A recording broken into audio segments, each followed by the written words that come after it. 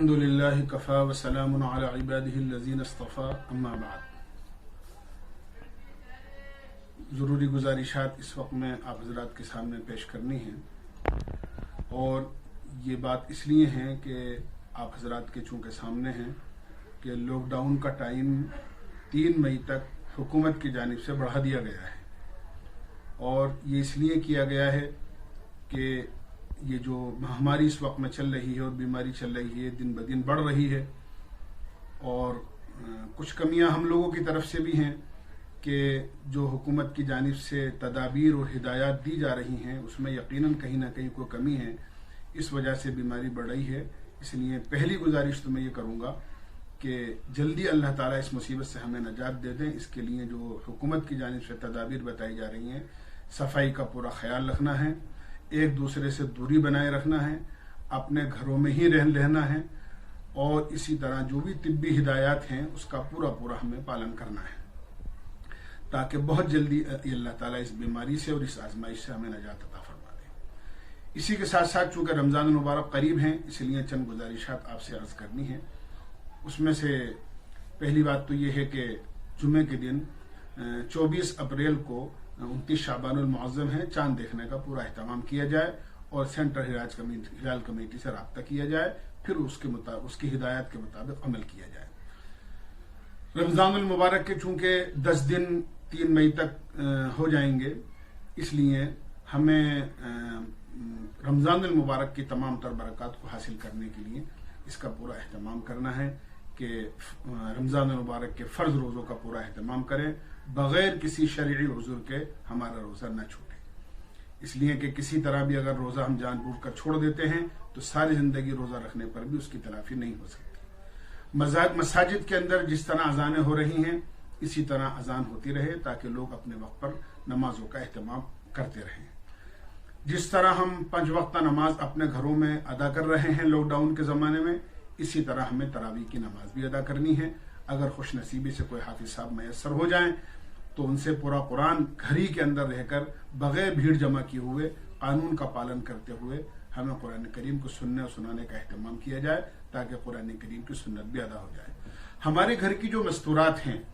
وہ بھی مردوں کے صف کے پیچھے کھڑے ہو کر جماعت کے اندر تراویح کی ہو یا فرض نماز کی ہو وہ بھی شرکت کر سکتی ہیں۔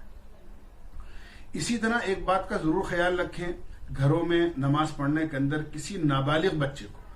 جس کی عمر 15 سال سے کم ہو اس کو امام ہرگز نہ بنایا جائے، اس کے پیچھے نہ فرض نماز ادا ہوگی نہ تراویح کی نماز ادا ہوگی۔ اسی طرح بعض حضرات کے دماغ میں اور ذہن میں یہ خیال بھی ہوتا ہے کہ مسجد کے مائک سے امام صاحب قرآن پاک پڑھتے رہیں اور ہم اپنے گھروں میں رہ کر ان کی اقتداء میں تراویح پڑھ لیں یا نماز پڑھ لیں۔ ایسا ہرگز نہیں کرنا چاہیے، اس طرح اقتداء صحیح نہیں ہوتی ہے۔ امام صاحب بغیر مائک کے اپنے مسجد میں 2-4 آدمیوں کے ساتھ جس کی قانون اجازت دیتا ہے نماز پڑھیں اور تراویح کی نماز پڑھائیں، اور ہم اپنے گھروں میں الگ سے تراویح کی جماعت کا اہتمام کریں۔ اسی طرح میں یہ بھی گزارش کروں گا کہ رمضان المبارک کا مہینہ چونکہ انتہائی برکتوں کا مہینہ ہے، اس لیے اس میں کوئی ہمارا لمحہ اور کوئی وقت ہمارا ضائع نہ ہو، اس لیے اس کو پورا وقت ہمیں اس میں کام میں لے کر آ رہے ہیں۔ ہمیں 5 وقت کا نمازوں کی اہتمام کرنا ہے، روزوں کا اہتمام کرنا ہے، تراویح کی نماز 20 رکعت پڑھنی ہے،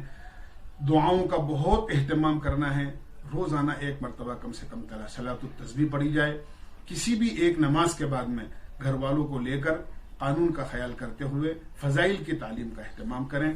صبح و شام کی تسبیح 30 کلمہ ہے، درود شریف ہے، استغفار ہے، آیت کریمہ ہے، لا الہ الا انت سبحانک انی کنت من الظالمین، حسبنا اللہ ونعم الوکیل، اللہم استر عوراتنا وآمن روعاتنا۔ یہ اس قسم کی دعائیں ہیں، ان کا پورا اہتمام کیا جائے۔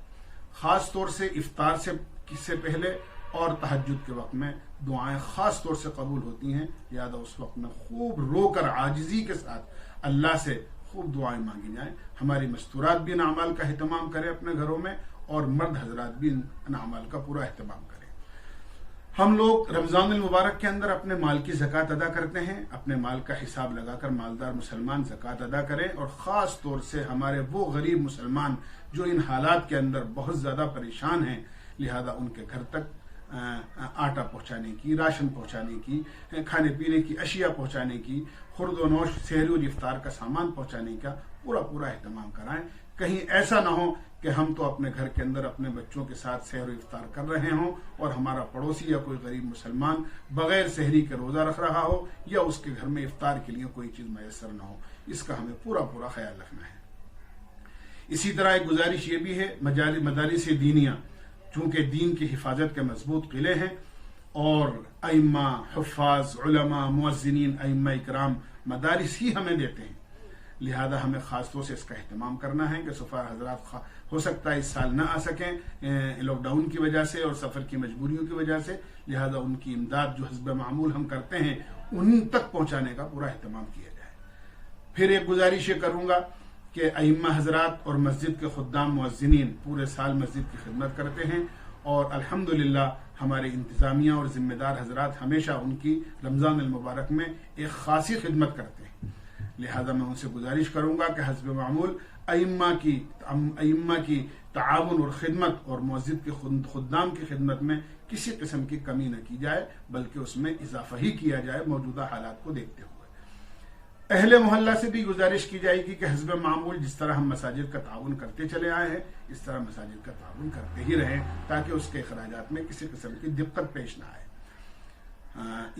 یہ میری چند گزارشات ہیں اور یہ بھی اس وجہ سے ہیں کہ ابھی چونکہ لاک ڈاؤن چل رہا ہے اور 3 مئی تک کا یہ اعلان ہے، آگے کیا اعلان ہوتا ہے حکومت کی جانب سے اس کے مطابق آگے کی باتیں آپ بعد میں عرض کر دی جائیں گی۔ اللہ تعالی ہمیں رمضان المبارک کی قدردانی کی توفیق نصیب فرمائے اور رمضان المبارک میں نازل ہونے والی تمام برکات سے مستفید ہونے کی اللہ ہمیں توفیق نصیب فرمائے اور رمضان المبارک کی برکتیں اور رحمتوں سے اللہ اس شدید آزمائش سے اور اللہ اس سخت بیماری سے اللہ ہم سب کو اور پوری انسانیت کو محفوظ فرمائے۔ وآخر دعوانا الحمدللہ۔